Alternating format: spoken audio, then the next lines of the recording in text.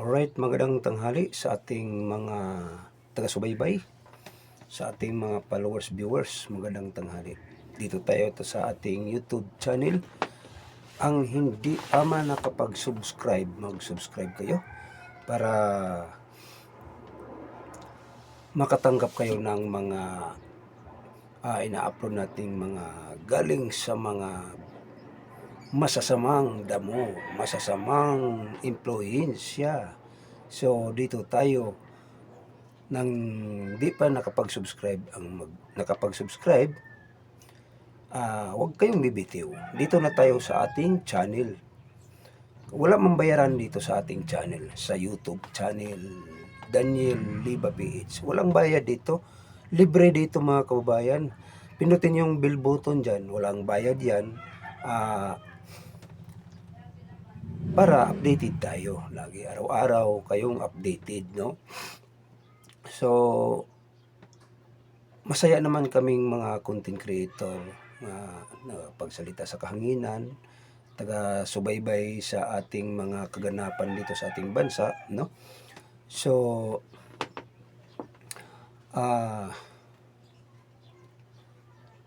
sino ba to? Madriaga. Okay, tuloy. Ang mga kababayan, si Madriaga pala ay isang kidnapping. Dalawang beses na pala ito. Pangalawa ngayong beses na kukulong kasi sa illegal niyang gawain na sa kidnapping o ransom. So ngayon, mga kababayan, siya ay kilala siya ni Inday Sara kasi sabi nagiging security personnel daw siya. Ang yabang mo, Madriaga. Ang yabang mo pala. So, sigun sa ating mga source o nakita natin sa mga post, siya pala ay noon pala matagal nang hinahanap si Madriaga sa mga otoridad kasi yun na nga ang kaso niyang kidnap o ransom, no? So, ilabang kapulisan ang naghahabol sa kanya diyan sa sa bahay niya, So maraming baril mga kababayan, si Madriaga, no? Maraming baril, may parang pupunta ng giyera sa bundok. So ngayon, wala na diyan sa Parañaque City Jail PITA, no? Diyan sa City Jail. Nandoon na sa alaga na nila ni Ngagba pala. Naging siya para sa gano'n secured ang iyang buhay daw, secured. Hindi ka na dyan secured kahit papaano. Kasi si Inday Sara, presidente na, dadali ka dyan. Mayari ka dyan. Star witness siya batok sa kay Inday Sara nga maraming pira nga na sa kanya, no? Pinakuan sa kanya, no? Yung tawag yun, deliver. So mga kababayan, maniwala ba kayo ito? Opinion ko mga kababayan, hindi ako maniwala dito. Bakit? Hindi ako maniwala nga siya ay binigyan ng kapangyarihan ni Inday Sara totally. Si Inday Sara hindi siya kilala, no? Hindi si Inday kilala ni Madriaga. Doon na lang yan na nakilala si Inday ni Madriaga nga pumutok ang pangalan ni Madriaga, no? So grabe pala ito si Madriaga ka tinik, no? Galing pala ito sa Ngayon, mga kababayan, ngayong araw, pwede naman siguro hindi magpunta si Inday Sara sa sa opisina ng pamahalaan ng impeachment kasi may kaso na naman si Inday nga impeachment. Kasi ang mag-witness si Madriaga, no? Nga siya ay inuutosan ni Inday Sara nga mag-deliver ng pira. Ang sinungaling naman tong ito, si Madriaga. Grabe. Sige, turuan mo pa ninyo si Madriaga nga makahugot ng mga kwento para ano bang ibig sabihin ninyo mga bangag ba? Ha? Yung nandyan sa politiko. Ang dominyong politiko. Ha? Ang mahal nga Pangulo si Inday Sara, walang mga ginagawa kundi nagtrabaho lang. Kayo, kung ano ang mga plano ninyo o paratang, yun lang ang nagagawa ninyo, no? So, ito mga kababayan, sa palagay nyo, ano kayang mangyari kung sila ay magpatuloy? Pati tayong mga ordinaryong mga Pilipino, madali na lang makukulong. Ha? O itong mga kasamahan nating mga vloggers, dadamputin na lang, kasuhan na inciting sedition. Parang ganun ang mangyari kung sila magpatuloy sa pangyarihan. Pero kayo maghusga mga kababayan, kayo ang magdesisyon. Itong ating mga mamayang Pilipino. Parang hindi makaturanganon, hindi puros lang mga paratang, no? So mga kababayan, hindi manatili para sa aking opinion lang. Opinion ko lang ito. Hindi pwede nga manatili. Ano na yung bansa natin, ni Uraka na, inaabuso na ang ating balaod. Wala ng credibility ang atong balaod. Ha? Ang ating institusyon, wala na bang credibility? Kayo na lang ang mayroong credibility. Sa katunayan mga kababayan, itong nandyan sa palasyo, wala na silang mga credibility, walang attendance. Bakit? Mga abusado, ha? Mga abusadong mga tao nga nandyan nakaupo sa posisyon sa ngayon, ha? Maliban sa hindi mga abusado ay nakikita naman sa mamamayang Pilipino kung sino nagtotoo nagiging nagmalasakit sa ating bayan, kung sino ang nagmalasakit sa ating mamayang Pilipino. Yun ang patunayan natin doon. Pero sila, walang mapatunayan natin, walang attendance sila. Dapat sila extradite. Ha? Yun ang mga dapat ng mga mga paratang lang nilang walang katotohanan ay lagi lang mga pasinungalingan. So, mga kababayan, maganda siguro kapag ikay makapresidente Inday Sara, tuloy naman ito talaga. Hahabulin nimo sila kasi nandito kami sa likod mo. Itong mga EEP natin, mga kapulisan nga diehard support sa ating konstitusyon o diehard support sa ating bansa, diehard support sa ating mamayang Pilipino nga dili korap, no? Mailan-ilan lang yung korap nga binabayaran ni Ngagba.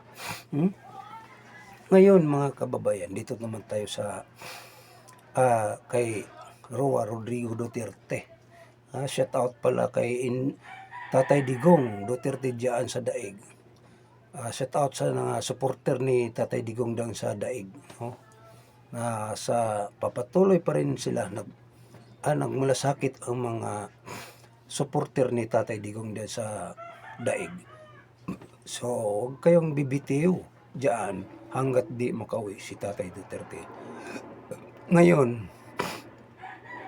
mayroong na-post dito na si Tatay Duterte bigyan ng asylum o palayain.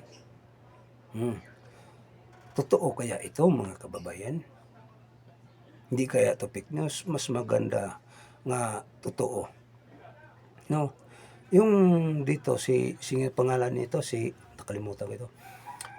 Si Suzuki, apelyido, Yoko Moto, di ko maano yung apelyido niyan. Siya ay tutulong kay Tatay Duterte nga palayain. Maganda, So, sasabihin naman to sa mga kabilang yung mga gagawa-gawa ng fake news na hindi totoo, no. Magaling yan sila mga sinungaling, mga kababayan. Magaling talaga. Walang hindi magaling. Magaling sa sinungaling, pero sa trabaho, sa posisyon nila diyan sa gobyerno, hindi sila magaling. Magaling rin mangnakaw. So, balik tayo. Itong natin, mga kababayan,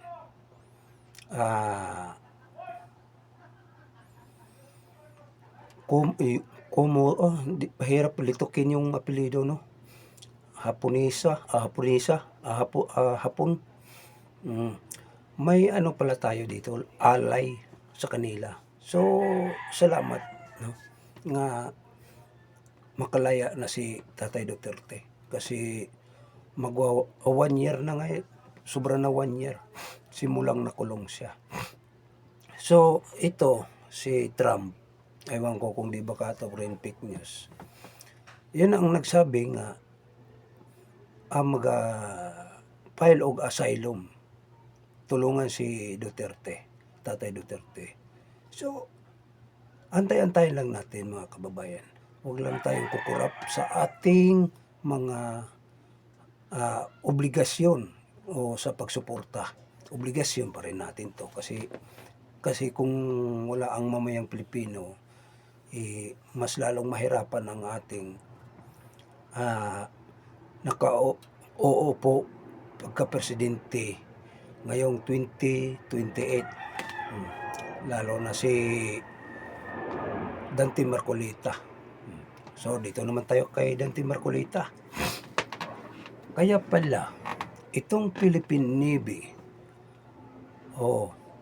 ang gusto ni Dante Marcolita ay imbestigahan, ipatawag sa Senate, sa Blue Ribbon, para marinig ang mga sinasabi kung totoo ba ito, nga malita-malita ba ang pera dinadala o dineliver sa mga Philippine Navy. Yan ang gusto ni Dante Marcolita, no? So, itong dalawa, si Lacson o si Soto, Lacson si Soto, ay parang ilihis nila ang usapin sa mga flood control o malita-malitang pera. Ayun pala, mga kababayan, nakatanggap sila ng pera galing sa nakaw. Kaya pala, ilihis-lihis nila ang mga usapin tungkol dyan sa flood control o itong malita-malita nga pera, no? So, isa rin pala ito sila nga kung ano-ano ang maiisipan nila, kung ano lang ang mapasok sa ulo nila, yun ay gawa ng mga kwento nga wala mang kwenta, paratang doon kay Inay Sara. So, mas lalo silang nabubuking, mas lalo silang sila'y gawain ng pangnakaw ng ating pera sa flood control.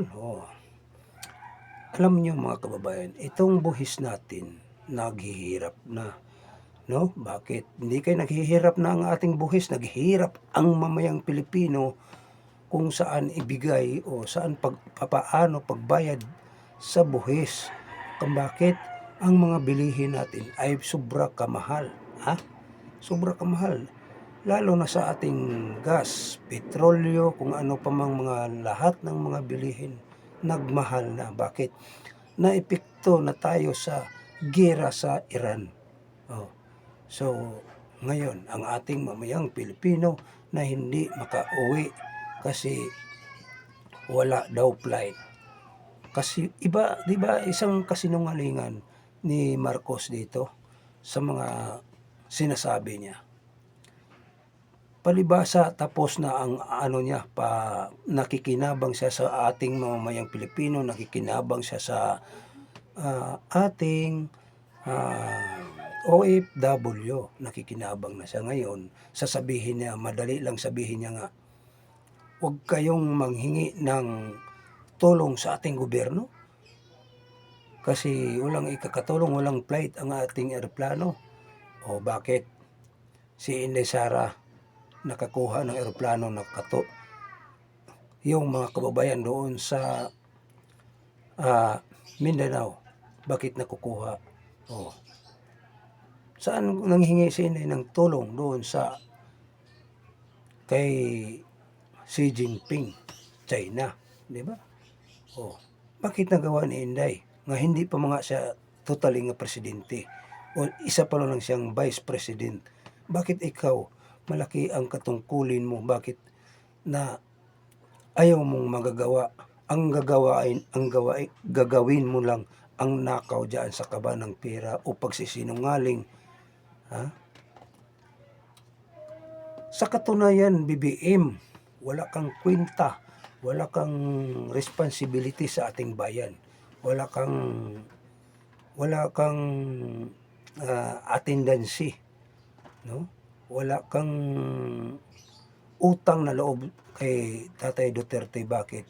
Ang tatay mo pinalibing ni Duterte. Kung wala si Duterte, hindi malibing. Ngayon, sinurinder pa ang soberanya. Ha? Samantala, ang ating soberanya dito, ang ating huwis dito, balaod natin, gumagana naman. Bakit doon mo sinurinder sa mga ibang lahi na wala naman siyang kaso doon? Ang kaso, kung mayroong kaso Duterte dito sa ating bansa, dito litisin. Kasi gumagana ang ating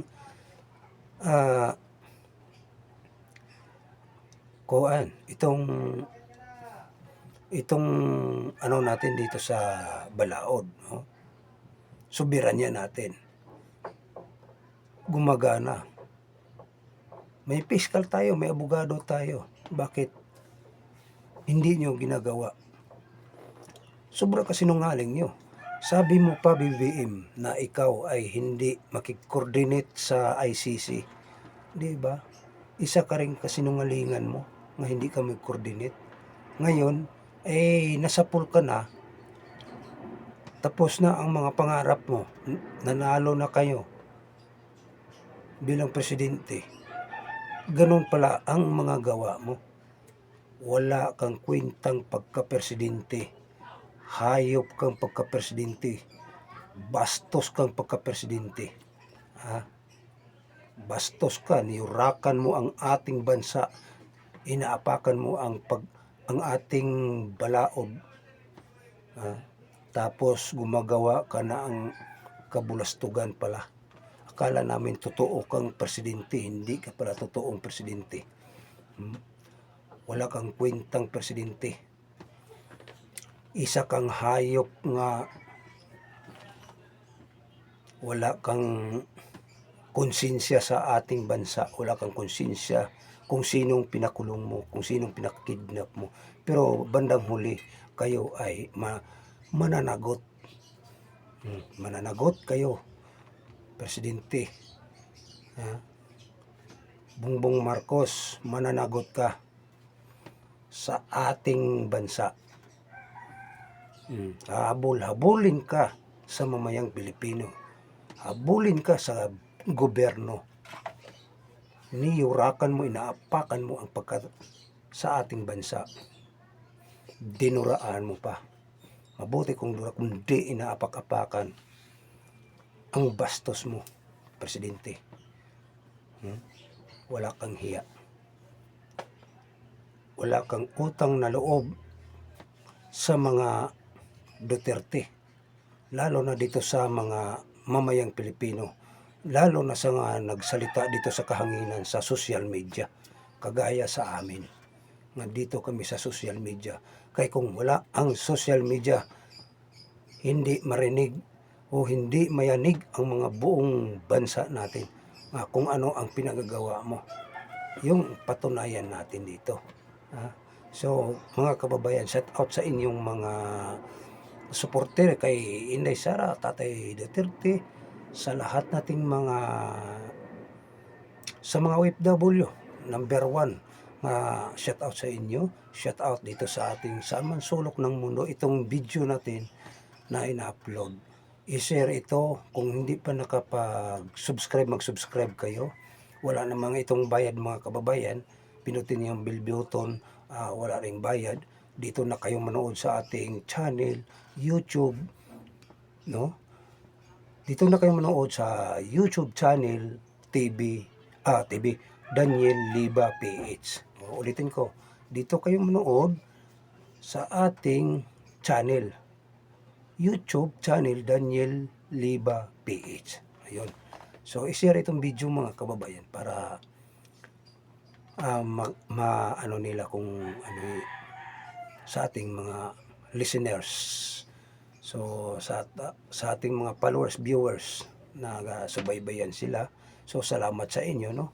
So, ulitin ko, pinutin yung bell button para makatanggap na tayo ng notification galing kay YouTube na algorithm. So, maraming salamat sa ating lahat. Magandang tanghali, mga mamayang Pilipino o sa ating taga-subaybay dito. Maraming salamat. Magandang tanghali. Maraming tulong. Salamat sa inyo, no? Maraming salamat sa inyong pagtulong dito sa ating channel. Kahit papaano, paangat ng paangat ang ating channel. Kaya kung wala dito ang ating, hindi tayo magsalita dito sa kahanginan, malamang wala tayong malalaman kung anong nangyayari sa ating bansa. So, although, shout out sa inyong mga followers, viewers. Maraming salamat. Muli, tanghali, si Inday Sara, iboto natin pagka-presidente. No? Sa 2028, si Dante Marcolita, 2028, lalo na sa mga kasamahan niyang mga supporters. Thank you po. Mabuhay Pilipinas. Mabuhay ang ating mga subscribers.